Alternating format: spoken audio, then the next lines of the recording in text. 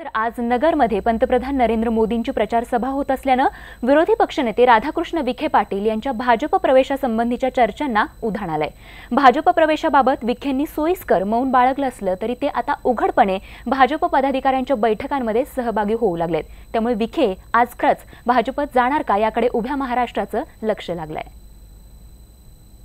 पवार साहेब काय बोलले होते मग त्यावेळेस तुम्ही गेले त्यावेळेस?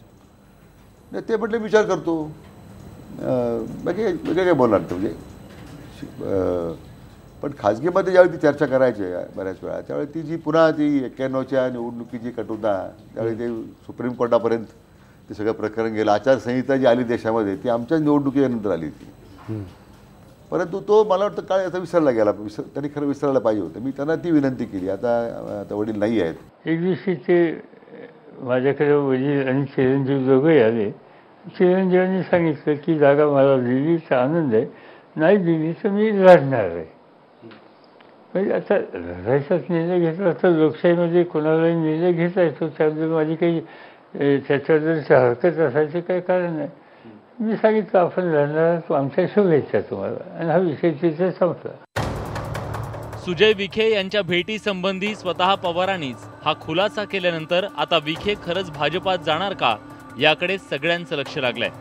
अशातच मुख्यमंत्र्यांनीही विखेंचं भाजपात स्वागत असल्याचं सांगून आणखीनच संभ्रम निर्माण केलाय।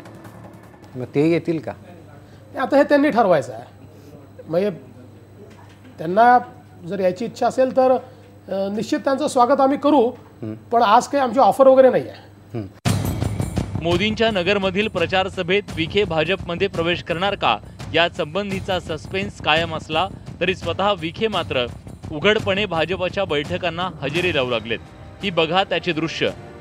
आता विखे उघडपणे भाजपच्या व्यासपीठावर जाऊ लागताच इकडे आघाडीच्या पोस्टरवरून त्यांचा फोटो अचानकपणे गायब झालाय।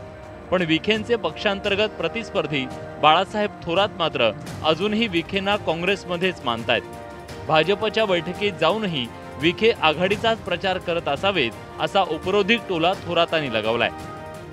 हा जो विश्वास आहे तो सार्थ करण्याची जबाबदारी त्यांच्यावर आहे, आणि मला खात्री आहे की हा विश्वास सार्थ करण्याचा प्रयत्न करते। विश्वासार्हता हा जो शब्द आहे तो कसा असतो ते दाखवण्याचा प्रयत्न ते निश्चित करतील, आणि काँग्रेसलाच ताकद देण्याचा प्रयत्न करतील।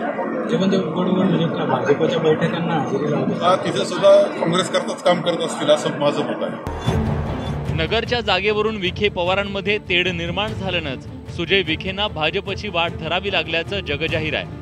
पण स्वतः राधाकृष्ण विखे मात्र अजूनही काँग्रेसमध्येच आहेत। तिकडे अकलूजचे विजयसिंह मोहिते पाटील यांच्या बाबतही काहीसं असंच त्रांगडं निर्माण झालंय। मोदींच्या नगर आणि अकलूजच्या प्रचार सभेत हे दोन्ही नेते नेमकी काय भूमिका घेतात हे पाहणं रंजक ठरणार आहे। Bureau report, news 18 Lokmat.